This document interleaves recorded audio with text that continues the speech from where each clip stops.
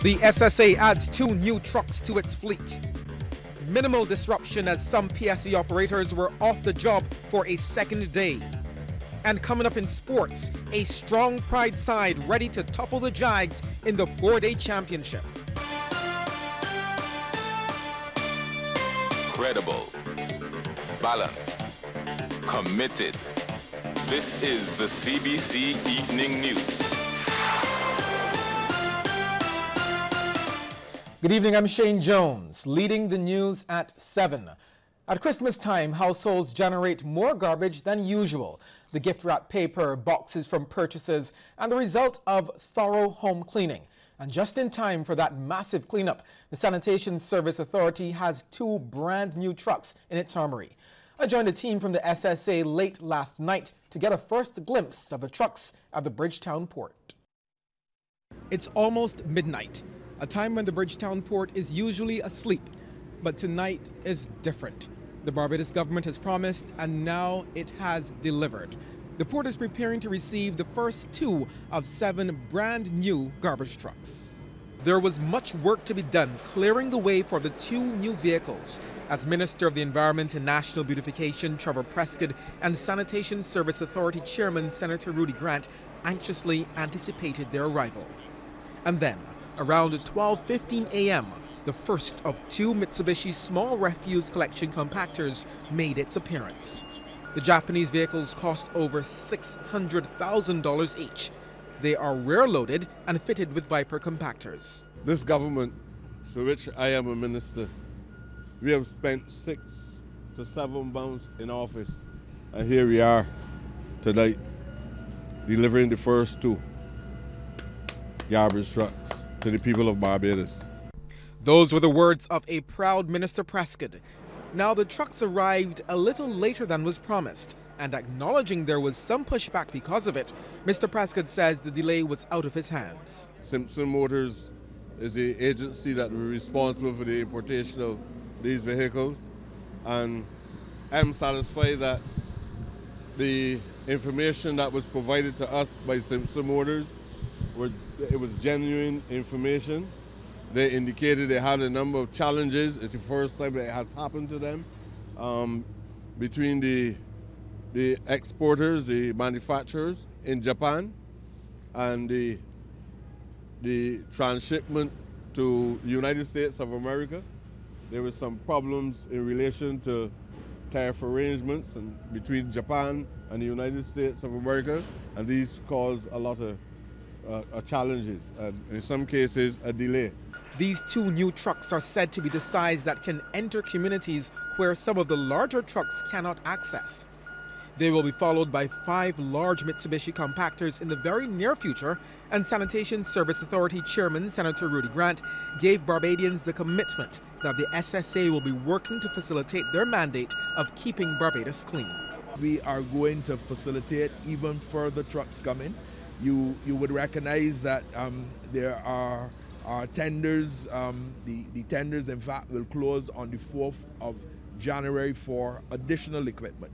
And our commitment is to ensure that we are able to facilitate an enhancement of the trucks which we have, as well as additional equipment to provide for the mandate which we as a Sanitation Service Authority have to provide for as it relates to the collection of garbage and the cleaning of our streets. So you can look out for these new trucks on the road in about a week's time.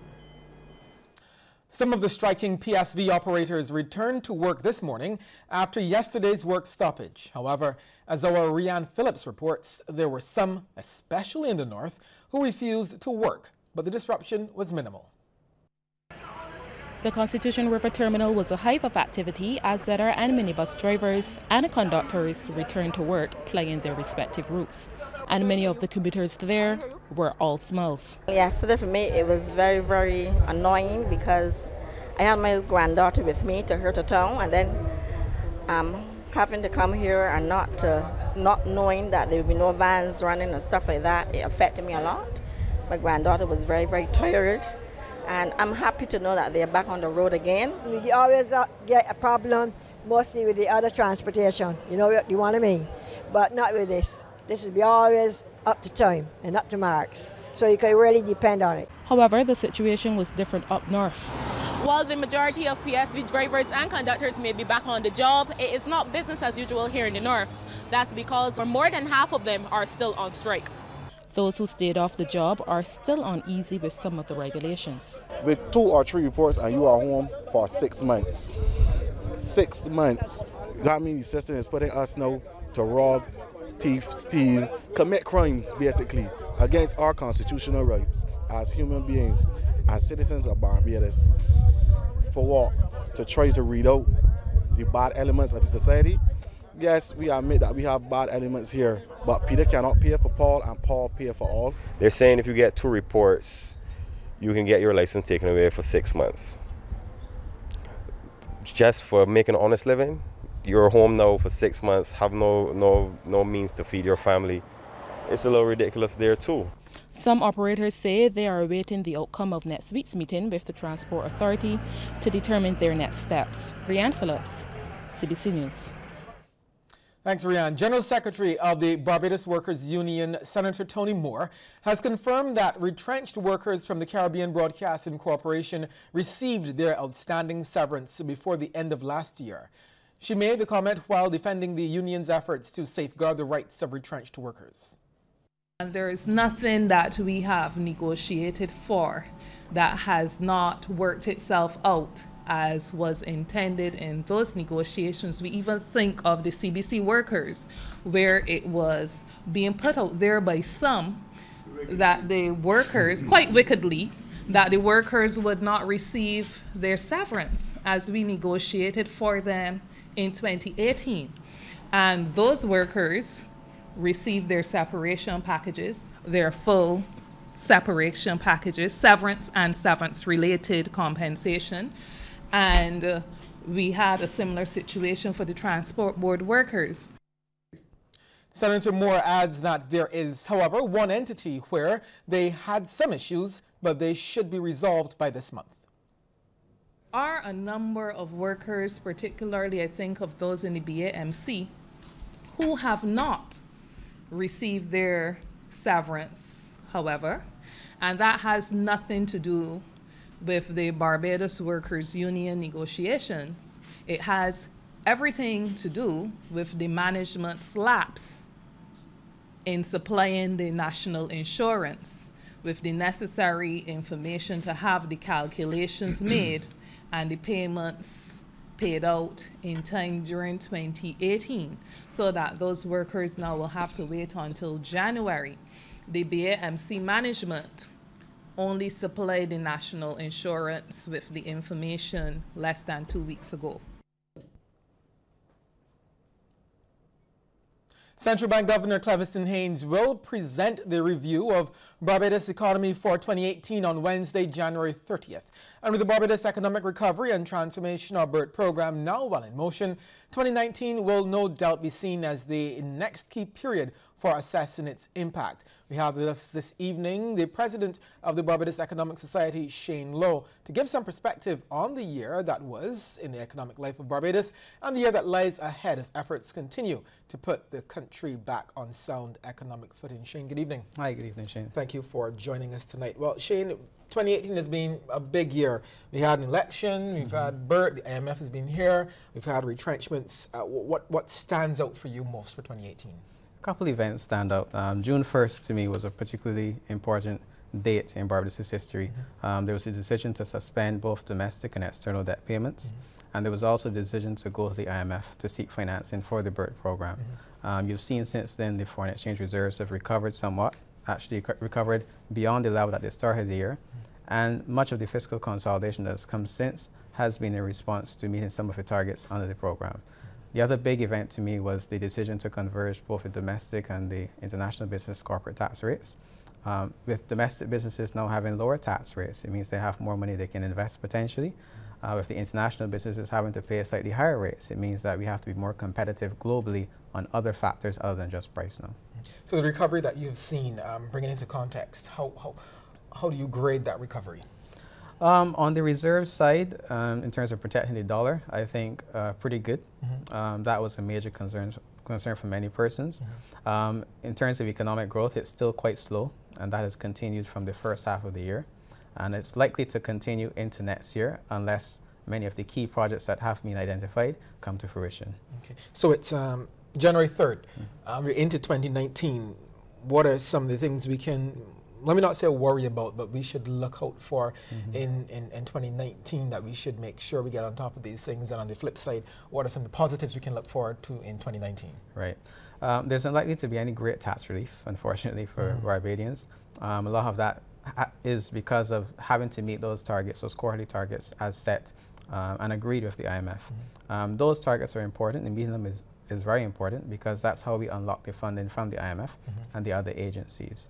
Another concern, of course, is that growth is likely to continue to be slow, again, unless those projects come on board. And what we've seen is because of the British pound and the Canadian dollar very recently being very weak, that might actually reduce and impair those visitors' ability to spend as much as they otherwise would have in Barbados. Okay, and the positives? On the positive side, Ross University is getting up and ready to start, I think, this week. And those are 1,500 other students that will be here for about 9 months of the year, and they can spend some money. The other positive is that if we get, again, some of those projects up and going, that will provide a boost to the construction sector, which, at least in the medium term, will help to offset some of the negative impact from layoffs in the public sector if persons get employment in other sectors of the economy. Okay, wonderful. And before I let you go, Shane, before you came on set, I was told that you might be leaving us. So tell us what's happening there. Yes, actually, taking up a position overseas in Washington for a couple of years at least. It's with the International Finance Corporation. It's a member of the World Bank Group as an economist. Okay, wonderful. Well, congratulations, and do us proud. I will. Thank you very much. Okay, thank you so much, Shane Lowe, the president of the Barbados Economic Society.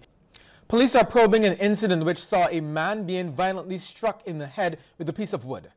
Video of 22-year-old Raymond Nurse of 4th Avenue, Pickwick Yap, St. Michael, being struck on the head by another man has been circulating on social media. Reports are that Nurse was hit on the side of the head by a man unknown to him while at Risk Road, Fitzvillage, St. James. Lawmen say as a result, the 22-year-old had to be taken to Queen Elizabeth Hospital after suffering trauma to his ear and head.